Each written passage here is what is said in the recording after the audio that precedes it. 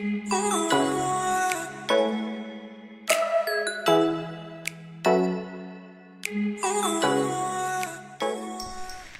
land and building a brand new home in Ocean Shores is more feasible than you might think, with plenty of options for where to find land, how to buy it, and how to build a house on it.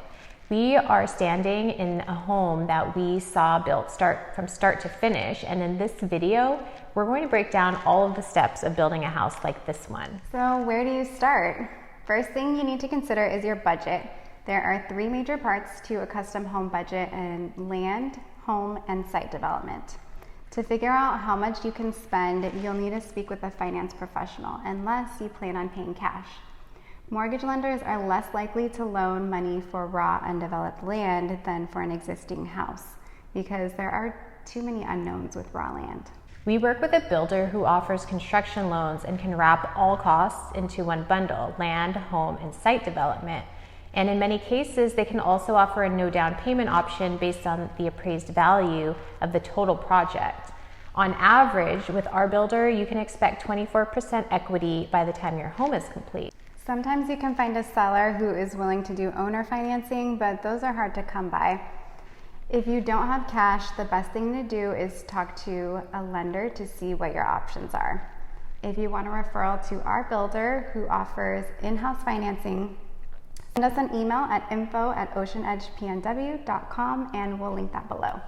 The next step is purchasing land. Do you already own land that you're considering building on?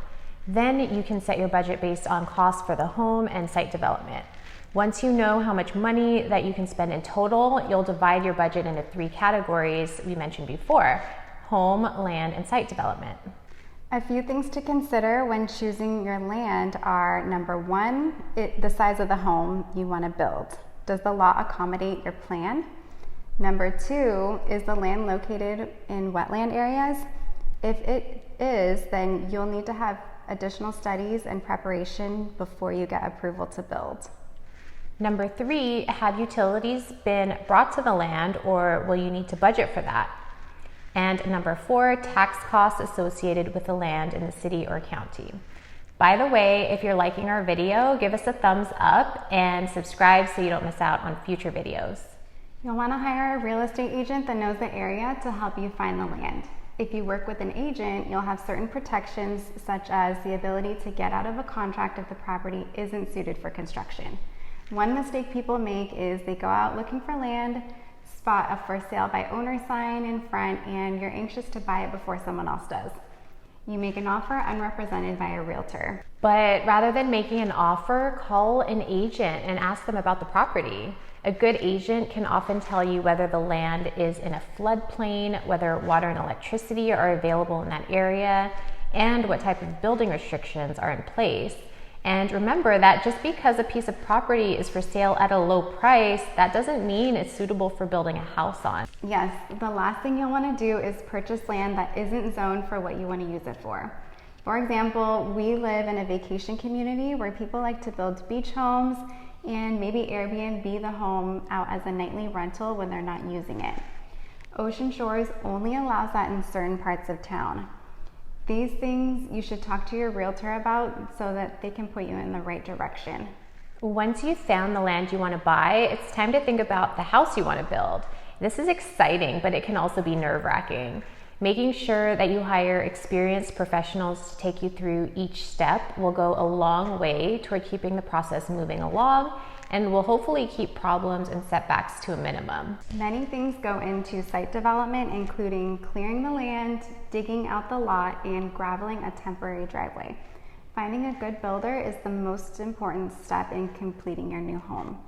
The builder we work with offers a turnkey program where they can manage the site development, so check with your builder if they offer that as well. Make a list of builders that are experienced in that area. Get recommendations from your realtor and ask neighbors whose homes have been built in the last 4 or 5 years about their builder and if they were happy with the job that they did.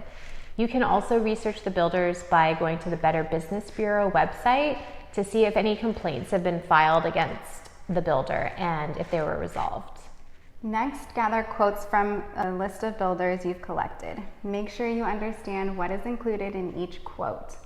Also, similar materials and upgrades should be listed for both quotes, including appliances, kitchen, cabinets, flooring, and windows, so that you're comparing apples to apples. This will also be the opportunity to learn about their financing options. Most large and medium-sized builders have in-house financing. One-stop shopping can make the process easier. And on the other hand, the builder's mortgage terms like interest rates and fees may not be the best available in the marketplace, which is something that you can only know by shopping around and comparing the total package being offered with competing lenders. Most new home construction loans provide short-term funds designed to get you through the building stage of your project, usually around 12 months, followed by a conversion into a permanent long-term loan for 30 or 15 years. And this is called a single closing loan. Meeting and choosing a builder is an exciting step because you can then select your desired options and upgrades for the home. Have your Pinterest boards ready. Some home builders have designers on hand to guide you through the process. You'll meet the professionals in the design center and they will help you pick out all the options. Before any construction starts, your builder will apply for permits. Keep in mind that the permitting times vary by city. It may feel like a long time, but when the permits are approved, the actual construction can start. Start to finish, new home construction can take 12 months plus, depending on a few things. One being weather. You can't lay the foundation for the home if the ground is frozen, nor can you dig the foundation of the home during heavy rain. Another factor is the type of home. The size of home can affect the process as well. A large estate is going to take a lot longer to build than a 1,400 square foot rambler like this one. Also keep in mind that the availability of labor and materials could be limited at times.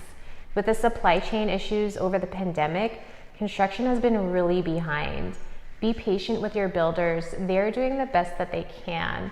During the height of the construction season and during housing market booms, it will take longer to get all the materials and supplies and have subcontractors available.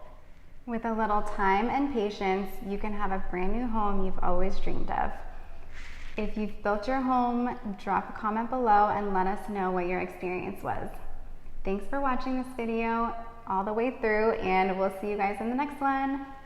Bye. Bye.